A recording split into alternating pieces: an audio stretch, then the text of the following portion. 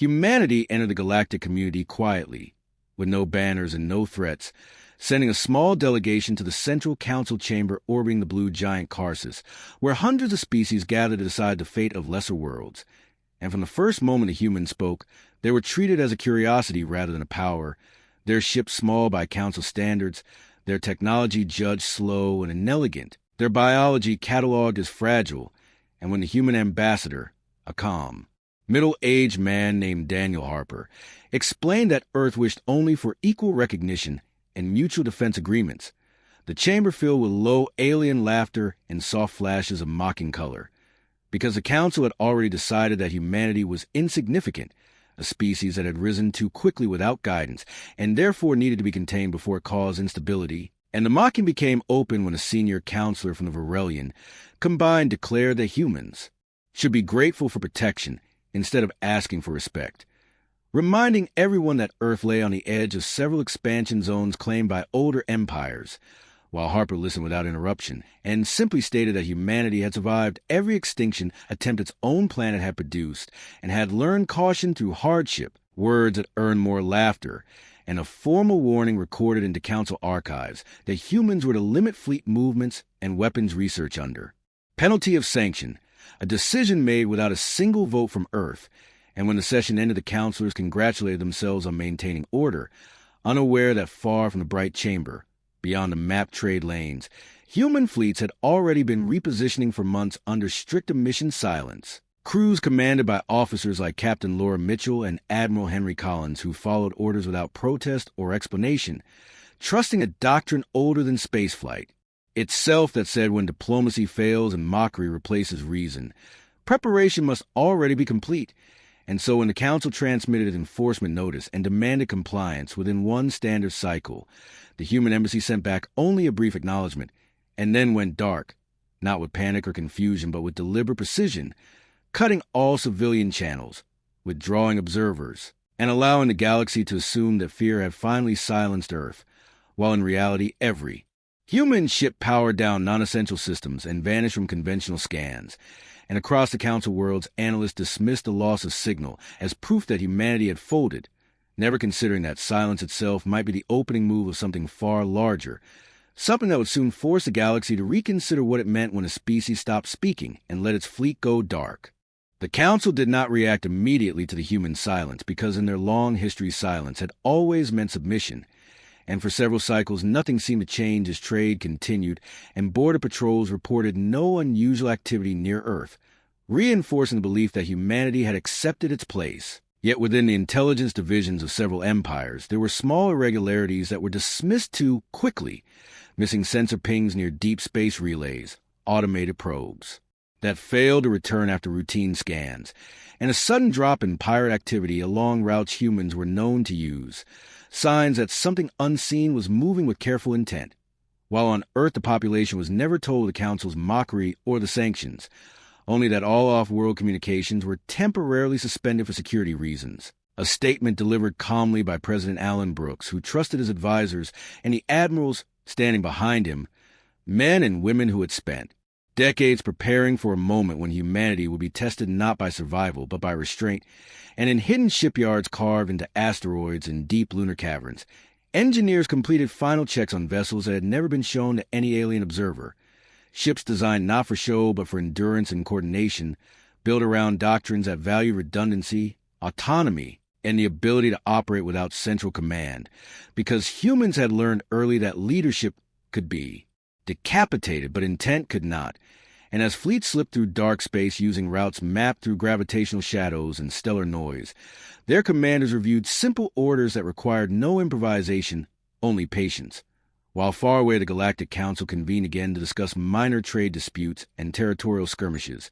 barely mentioning humanity, except a note that compliance appeared complete, a statement that drew satisfied responses from counselors like the massive Shell, covered Phyrexian envoy who declared the matter closed, unaware that the very act of declaring victory had freed humanity from any remaining obligation to explain itself. And when the first Council enforcement fleet finally arrived at the edge of the Sol system to perform a symbolic inspection, they found nothing alarming at first, only a quiet star system with limited traffic and no active defenses visible. which led the fleet commander to report success and prepare to withdraw until one of his ships began losing contact with each other, not through explosions or alarms, but through sudden absence, as if they had simply ceased to exist. And in that moment, as the commander demanded status updates that never came, the galaxy took its first step toward realizing that the human fleet had not gone dark out of fear, but out of intent. The disappearance of the inspection fleet was initially classified as a navigation failure, because admitting hostile action would have required the Council to acknowledge a threat they had already dismissed,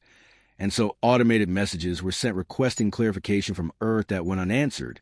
while analysts argued over sensor ghosts and theoretical anomalies. Yet the truth was unfolding far from the debating chambers in a way that did not require explanation, as human task groups executed the next phase with the same quiet precision, intercepting relay stations on the outskirts of Council space and inserting small teams that disable communication nodes without casualties, because the objective was never terror but isolation, a strategy designed to separate fleets from command and command from certainty, and aboard the human flagship operating beyond known charts. Admiral Collins listened to reports delivered in steady voices, confirming that every action matched. Projections built from years of studying alien doctrine, noting how Council forces relied heavily on centralized authority and constant data flow, weaknesses that humans had learned to exploit through their own long history of fractured wars. And as more patrols failed to return, whispers spread among merchant crews and border worlds that something unseen was hunting in the dark, rumors dismissed publicly but feared privately, especially by younger officers who noticed that human ships were still never detected, not because they were invisible, but because they refused to announce themselves in ways the galaxy expected, using passive sensors, cold drives, and timing that exploited stellar interference, techniques considered inefficient by alien standards and therefore never anticipated. And when the Council finally convened an emergency session to address the growing uncertainty, Daniel Harper's empty seat stood as a quiet accusation, because it was no longer possible to pretend that humanity was compliant,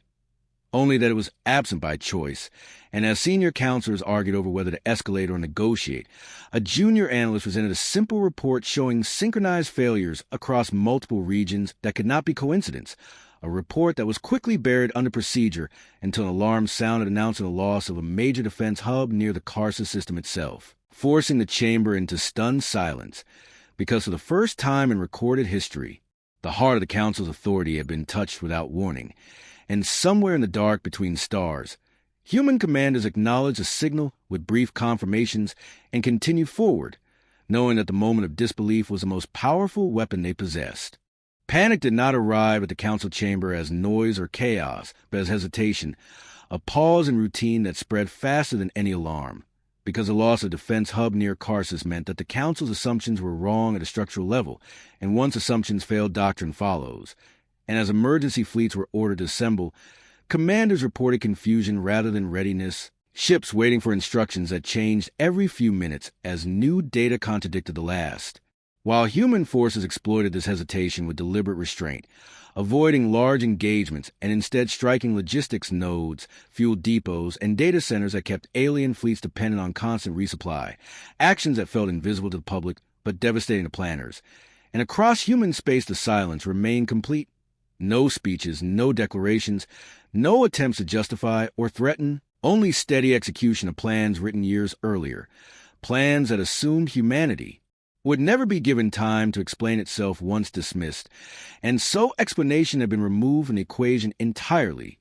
while Captain Laura Mitchell commanded a carrier group operating along the edge of Virellian territory, watching through passive feeds as alien patrols drifted into confusion without ever realizing they were being observed. Her orders simple: avoid detection, deny recovery, and withdraw before curiosity became certainty, orders she followed with calm professionalism born from knowing that every small success multiplied the next. And as the Council finally authorized a formal state of conflict, they attempted to broadcast a unified message of strength, declaring humanity in violation of galactic law and demanding immediate surrender,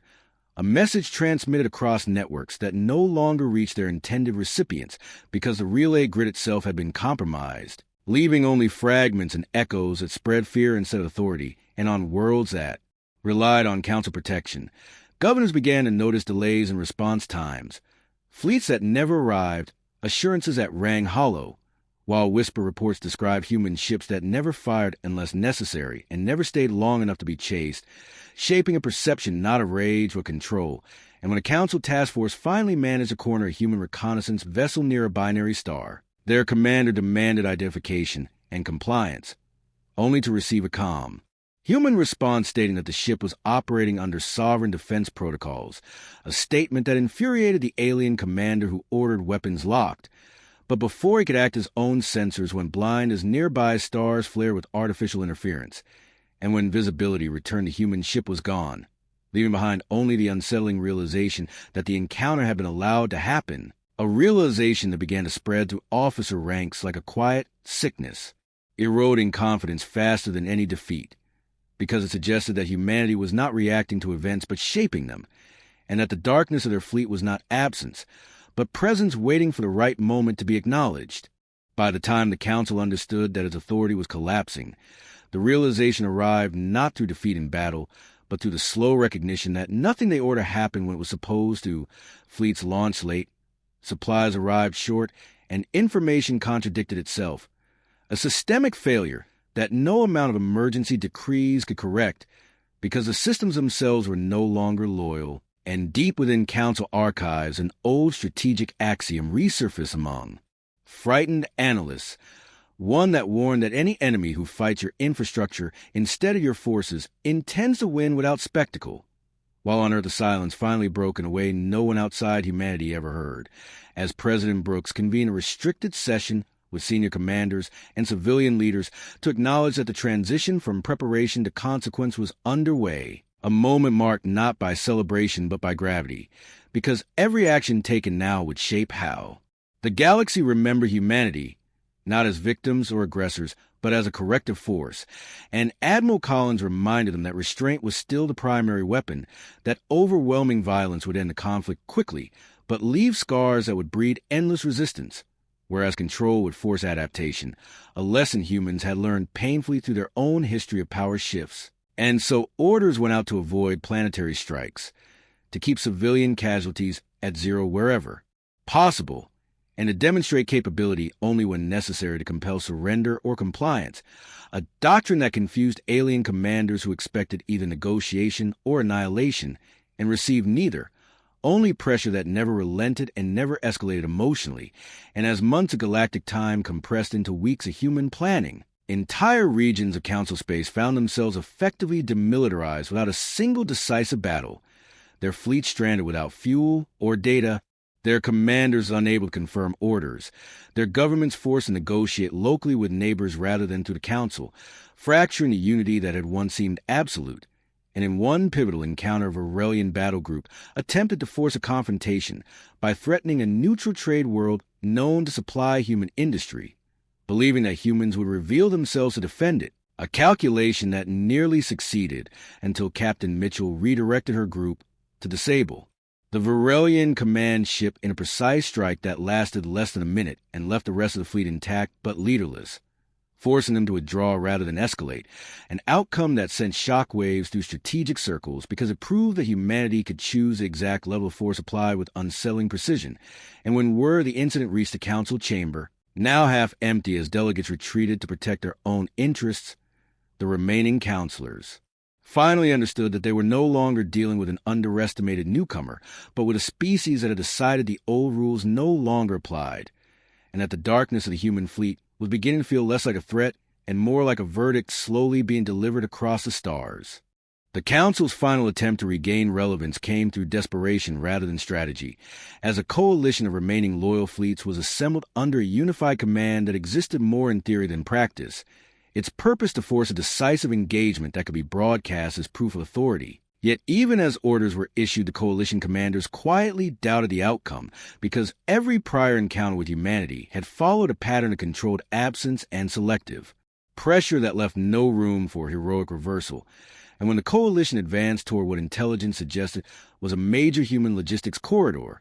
they moved into a region of space that appeared empty but was in fact carefully shaped by human planning,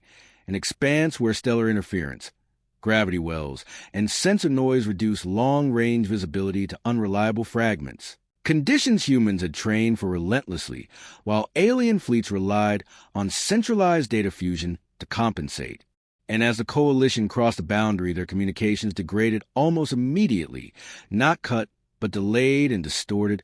forcing commanders to act on partial information and conflicting reports, while human task groups observed patiently from multiple vectors, waiting for alignment rather than reacting to movement. And when the moment arrived, the engagement unfolded not as a battle, but as a sequence of denials. Propulsion systems disrupted by targeted energy bursts that caused no explosions, weapons platforms isolated by software corruption introduced through captured relay codes, and escort ships drawn away by false signatures until formation lost coherence, all executed without a single human vessel being clearly identified. And as panic finally broke through discipline among coalition crews, some ships fired blindly into empty space, while others attempted retreat only to find navigation data unreliable. And it was in this confusion that Admiral Collins authorized the first open transmission from humanity since the silence began, a simple message broadcast on emergency frequencies stating that continued resistance would result in further loss of operational capability, but that disengagement would be allowed without pursuit, a message that stunned alien commanders because it offered an exit without humiliation, and many took it immediately, ordering withdrawals that left the coalition shattered without a final stand. And when the remnants limped back toward council space, the political impact was immediate and irreversible, as protectorates realized their defenders could no longer protect them, and major powers questioned the value of a council that could not enforce its own decrees, leading to a cascade of unilateral ceasefires and requests for dialogue sent directly to Earth rather than through Karsis. And on Earth, the leadership debated how visible humanity should now become, understanding that remaining unseen maintained leverage, but complete absence risked chaos. And so a controlled reemergence was planned, not as conquerors, but as stabilizers, a role humanity had never sought, but now could not avoid. And when the first human fleet finally powered up active systems in neutral system and allowed itself to be seen, the sight did not inspire awe through size or ornamentation, but through formation and discipline. Ships arranged with functional symmetry and quiet readiness, broadcasting only identification and intent. And across the galaxy, the meaning was clear to those who had been paying attention. The darkness had never meant weakness. It had meant preparation. And now that humanity was visible again, it was not to threaten, but to make undeniable that the era of mockery was over, replaced by a reality where respect was no longer requested, but structurally enforced. The reappearance of human fleets did not end the tension, but transformed it, because visibility forced the galaxy to confront what had been operating beyond its perception, and as more systems received direct communication from Earth offering mediation, security guarantees, and limited technological cooperation, the narrative began to shift from fear to recalibration, with smaller powers seeing an opportunity to escape centuries of enforced dependency, while larger empires struggled to redefine themselves in a balance that no longer favored inherited authority. And within the remnants of the Galactic Council, a final emergency conclave was convened, attended by far fewer delegates than before, where arguments erupted not over how to punish humanity, but over how to survive its presence without provoking further loss of relevance. And it was there that Daniel Harper returned, walking into the chamber without guards or ceremony, older and visibly tired but composed, acknowledging no insults and offering no apologies, simply stating that humanity would prepare to restore shared systems and communication networks under new agreements that recognized equal sovereignty and mutual accountability, terms that would have been rejected outright only months earlier, but now landed with heavy inevitability, because every counselor present understood that refusal would not bring war so much as continued erosion, and as debate stretched on, Harper remained patient, answering questions with clarity and refusing demands that implied subordination, while outside the chamber human fleets quietly assisted with restoring trade routes and stabilizing regions affected by the Council's collapse, actions that spoke louder than any declaration, and among alien populations the perception of humanity evolved rapidly, no longer seen as reckless newcomers, but as a species that had endured internal chaos long enough to understand the cost of dominance without structure. And on Earth, the public was finally informed of the broader reality through carefully measured disclosures, not triumphant broadcasts, but factual reports that explained why silence had been necessary and why restraint had been chosen over annihilation, earning not universal approval, but a sober acceptance rooted in the understanding that survival at a galactic scale demanded responsibility as much as strength. And as provisional accords were signed and the Council's authority formally restructured into a federation where no single power held unilateral control, the galaxy entered an uneasy calm marked by watchfulness rather than celebration, because everyone knew that the precedent had been set, that humanity had demonstrated not just superior capability, but superior patience, and that the true shift in power was not measured in destroyed fleets, but in the knowledge that if humanity ever chose to go dark again, it would be by design rather than necessity. A choice that now carried the weight of trust as well as threat, reshaping how every species thought about conflict, silence, and the cost of underestimating a civilization that had learned long ago that survival favored those who prepared quietly and acted only when words had finally lost their meaning. The final reckoning for the old galactic order did not come through a dramatic surrender or a signing ceremony broadcast across the stars, but through a slow and undeniable shift in behavior, as fleets adjusted patrol routes to avoid provoking human observers, as trade agreements were rewritten to account for a power that no longer needed to demand access, and as military academies across dozens of species quietly revised their doctrines to include case studies that began with a simple failure of imagination, because the lesson humanity had forced upon the galaxy was not about weapons or numbers, but about intent hidden behind restraint. And in the month that followed, the restructured Federation took shape with imperfect cooperation and lingering resentment, yet it functioned more honestly than the Council ever had, precisely because it was built on a memory of what happened when mockery replaced respect. And Daniel Harper's final address to the Assembly was brief and devoid of rhetoric, stating only that humanity would remain engaged so long as engagement was mutual, and that silence should never again be mistaken for compliance, words that were recorded and distributed as a foundational statement rather than a threat, while Admiral Collins and officers like Laura Mitchell returned their fleets to reduce readiness, not out of trust but out of confidence, knowing that the visibility of human capability had altered calculations permanently, and on Earth life continued, without parades or monuments, the public absorbing the reality that their species now carried influence that could not be set aside, an influence earned not through conquest, but through the willingness to act decisively when dismissed, and across distant worlds children of other species learned revised histories where humanity's rise was no longer a footnote, but a turning point, taught as a reminder that power did not always announce itself, and that the most dangerous moment in any conflict was when one side believed the other had gone quiet out of fear, because the truth that settled into the collective consciousness of the galaxy was simple and enduring. Humanity had been mocked, constrained, and underestimated, and when it chose silence, the stars themselves had learned to listen, and long after fleets were repaired and councils were named, the phrase "our fleet went dark" remained in use not as a boast, but as a warning, a reminder that when humanity stopped speaking, it was never because it had nothing to say, but because it had already decided what would happen next.